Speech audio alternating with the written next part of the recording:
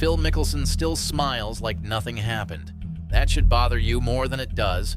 KPMG, gone. Amstel Light, dropped him. Workday, silent exit. Billy Walters, a tell-all book claiming over $1 billion wagered, reportedly $100 million gambled away. Bones Mackay, 25 years then, he walked his own brother Tim off the bag in 2024. On paper, that reads like a man who lost everything, except nobody agrees on why. The easy story says live money ruined him. That version skips the part where the sponsors, the caddy, and the reputation started slipping before the Saudi checks ever cleared. It all traces back to a single interview, a writer named Shipnook, and a quote Phil swears was never meant for print. That single conversation cost him more than any missed putt ever did. Look closer, and the timeline stops being about golf at all. By the end of this video, the six-time major champion you thought you knew will look like a completely different person. Before we get into it, hit subscribe. This channel lives on the stories the tour would rather bury. I genuinely want your first reaction in the comments. Now let's talk about what really happened here. The answer starts with a phone call Phil never thought anyone would hear repeated. Late in 2021, he sat with a writer named Shipnook and spoke freely about the Saudi money building a rival league. He called the people behind it frightening. He listed the reasons anyone might refuse their checks: the human rights record, the reputation, the moral weight of who he'd be doing business with, and then he explained in plain language why he was chasing them anyway. Because they gave him leverage to reshape a PGA Tour he felt had taken players for granted for years. He assumed the words would stay between them, a private aside from a man used to speaking his mind. They did not stay private, and nothing about his life looked the same afterward.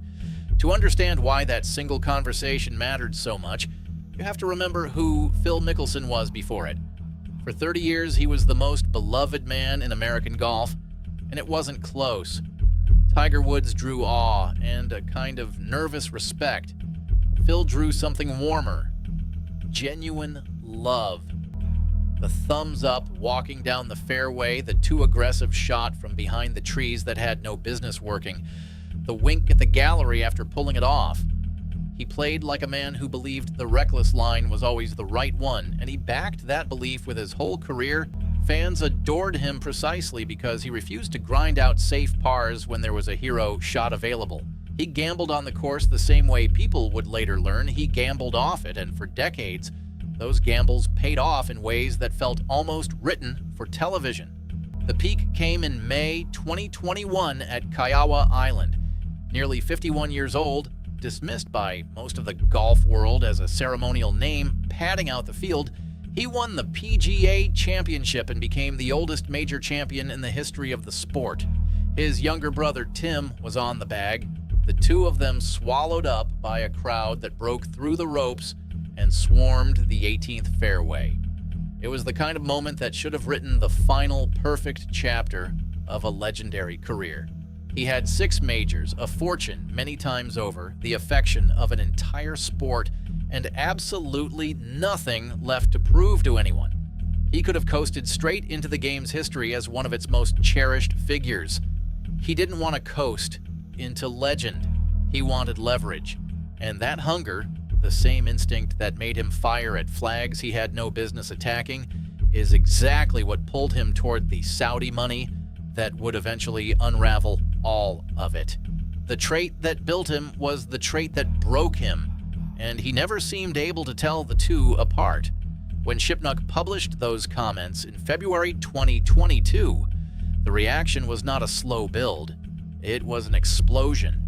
The quote tore across every platform within hours, and the golf world split down the middle before most people had finished their morning coffee. Here was one of the game's most treasured figures admitting he understood exactly who he was climbing into business with and choosing to do it anyway as a bargaining chip against his own tour. The problem was never only what he'd said about the Saudis, it was what the words exposed about the man himself. That the beloved showman had been running a colder, more calculating game underneath that famous smile the entire time, and now everyone could see it. The sponsors did not wait around to find out how the public would settle on him. KPMG, which had carried his logo on his chest and his golf bag for years, ended the relationship almost immediately. Amstel Light walked. Workday quietly stepped back and let the deal lapse. Callaway, the equipment company tied to his name for decades, paused its partnership rather than sever it outright, clearly hoping the storm might blow over and let them reunite later. In the business of professional golf, your sponsor patch is your status made visible. It tells the world you are safe, admired, and worth the money. Watching those logos vanish one after another was like watching a man's celebrity get peeled off him in real time, in public, with nobody willing to stand next to him. The same brands that had once competed to attach themselves to his charm suddenly could not put distance between themselves and his name fast enough. Phil disappeared. There was no statement tour, no strategic press conference, no rehabilitation campaign in those first weeks. Just silence. He vanished from competition for months, and that silence only deepened the sense that something fundamental in his world had cracked. When he finally released an apology, it read as carefully lawyered and cautious, and it did almost nothing to coax the sponsors back to the table.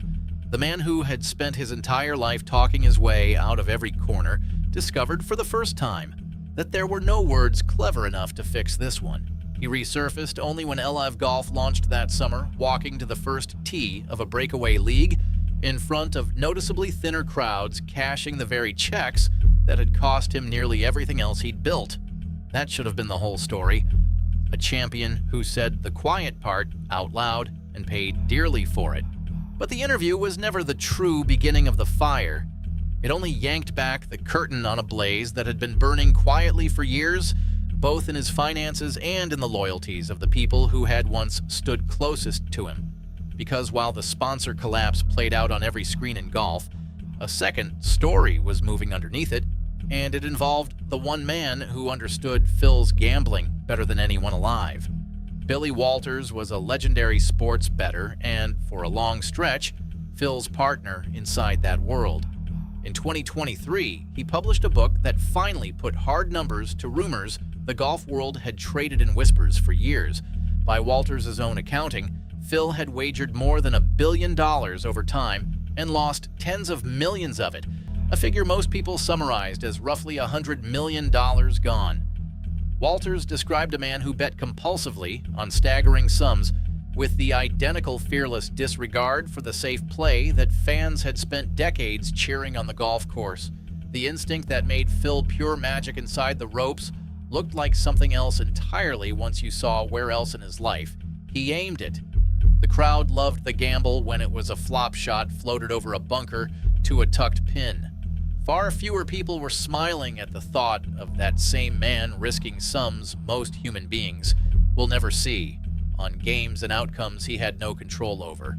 Phil pushed back on some of Walters' specific claims, but he admitted to gambling that had grown reckless enough to reach a place he himself called embarrassing and that he'd needed to address. The showman's single greatest gift and his deepest, most damaging flaw turned out to be the exact same thing, wearing two different faces. Then there were the men who walked away from him. In 2017, Jim Bones Mackay, his caddy for a quarter of a century, a man closer to him through those years than most blood relatives ever get, ended the partnership. At the time, both of them called it mutual and amicable, and the golf world took them at their word and moved on. With everything that came to light in the years that followed, that quiet, unexplained split reads very differently now than it did then. Bones didn't fade away either. He moved on to work with Justin Thomas and won majors standing on someone else's bag, thriving in a way that only sharpened the unanswered question of why a 25-year alliance quietly dissolved exactly when it did. His younger brother Tim took over the bag and stayed through all of it. The highs and the scandal, the Kiowa miracle, and the ugly LIV defection, the cheers and the boos. But in March 2024, Tim stepped away too, retiring from caddying to spend more time with the wife and two children he had built a life around while working for his brother. Phil framed the news with real warmth, and by every honest account, it was a loving, family-first decision rather than any kind of rupture between them. Even so, the picture it left behind was hard to shake. The champion who had once had his brother on one side and his oldest friend on the other now stood on the tee box with neither of them beside him. So stack the whole thing up and it looks unmistakably like ruin. The sponsors gone, the public affection cratered, $100 million gambled away into the dark, the caddy gone, the brother gone from the bag. Any reasonable person looking at that list would call it the portrait of a man who lost everything he'd spent a lifetime building. Except Phil keeps smiling, and this is where the entire story twists back on itself. The exact move that cost him the sponsors and the public's love also made him wealthier than 3 decades of winning tournaments ever had. The LIV deal was reportedly worth somewhere around $200 million, guaranteed more money handed to him at once than he had earned across a lifetime of tour victories combined. His 6 major championships still stand untouched in the record book. Galleries at LIV events around the world still chant his name when he walks to the tee. He did not crawl away from the wreckage broken and humbled. He walked away from it paid, and he walked away smiling, which forces the uncomfortable question this whole story has been circling from the very first sentence. Did Phil Mickelson actually lose everything? Or did he simply trade one kind of fortune for another and quietly decide he could live with the exchange? He placed a bet that the money and the leverage were worth more than the love and the trust of every person who had spent 30 years championing him. And for a man whose entire identity was built on the unshakable belief that the risky line always pays off in the end, that wasn't a betrayal of who he was at all. In a strange way, it was the most honest thing he ever did. He gambled with his own legacy, exactly the way he had always gambled with everything else in his life. And he is still sitting at the table right now, acting for all the world like he came out ahead. Maybe he genuinely did come out ahead, or maybe that smile is the same easy, confident grin he wears over every big bet right up until the exact moment the cards turn against him.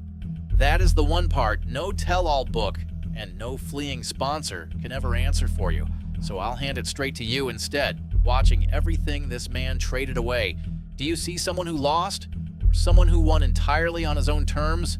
Drop it in the comments, because I read every one of them, and this is the rare story that genuinely splits a room down the middle. If this is the kind of golf story you want told straight, no sugar and no spin, then subscribe and stick around. The next one goes even deeper than this.